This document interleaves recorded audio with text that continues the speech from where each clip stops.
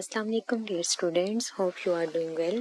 Today I am going to start exercise 4.4 geometric sequence. Question number 1. Write the first 5 terms of each geometric sequence. Given है आपके पास first term equal to 5, r is equal to 3. In case of geometric sequence, r is the common ratio, a1 is equal to 5 like first term.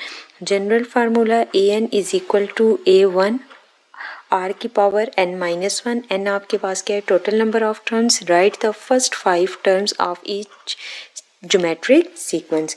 First term आपके पास given है, are आपके पास क्या है? Common ratio, वो भी given है. अब आपके पास फर्स्ट टर्म क्या है? 5 है. आपने फाइंड करनी है फर्स्ट 5 टर्म, तो आप n को पुट करेंगे 2 is equal to a1 r की पावर 2 माइनस वन. अब आपके पास r की power 2 minus one like r की पावर 1. a1 आपके पास क्या है? 5. r आपके पास क्या है? 3. जो सेकंड टर्म है वो आपके पास आ जाती है 15. फिर आपके पास n को पुट करेंगे 3. a3 is equal to 15. a1 आपके पास क्या है? 5. r की पावर आ जाती है 3 माइनस वन. जब आपके पास r की पावर आप पुट करेंगे 3 माइनस वन, तो आपके पास क्या आ जाता है? r की पावर 3 माइनस वन, r की पावर 2. तो यहाँ पर आपके पास 15 कैसे हुआ कि लाइक आपके पास यहाँ पर आ जाता है an is equal to a1 r की पावर n माइनस 2. तो अगर आप इसको ओपन करके लिखते हैं इस केस में, तो आपके पास यहाँ पर आ जाता है a1 r into are. a1 r आपके पास किसके इक्वल आ जाता है? 15. और आपके पास another r equal to 3 like r square mean के 3 की पावर 2, तो 3 मल्टीप्लाई बाई 3. तो आपके पास जो थर्ड टर्म आ गया वो आपके पास क्या आ गई है?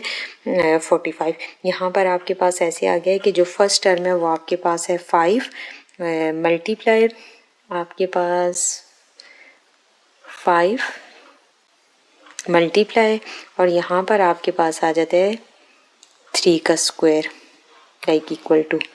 अब आपके पास क्या है? 3 स्क्वायर. तो इट्स मीन्स 3 का स्क्वायर मीन्स कि 2 टाइम्स आपके पास क्या आ जाता है? 3 multiply by 3 equal to 5 multiply 3 multiply 3. तो इट्स मीन्स 5 3 ज़ार 15, 15 इंटू 3 45. जो आपके पास थर्ड टर्म आ जाती है वो आपके पास क्या है? 45. जस्ट आपके पास आ जाता है सबस्क्रिप्ट में होता है लाइक a3. जो थर्ड टर्म है वो आपके पास आ गया 45. फिर नेक्स्ट आप कैलकुलेट करते हैं a4 आपके पास क्या है? a1 r की power 4 minus one like r cube.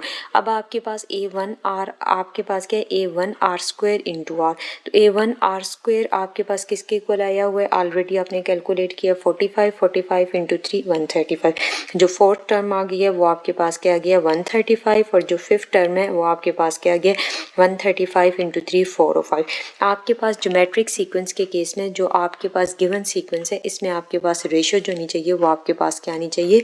Same आनी चाहिए. अब रेशियो आप कैसे कैलकुलेट करते हैं? 405 डिवाइडेड बाय 135 करेंगे, 135 divided by 45, 45 divided by 15, 15 divided by 5. जो आपके पास कॉमन रेशियो है वो आपके पास क्या आ जाती है? सेम आ रही है. जो आंसर आपके पास आ गया कि फर्स्ट पार्ट का 5 15 45 135 405.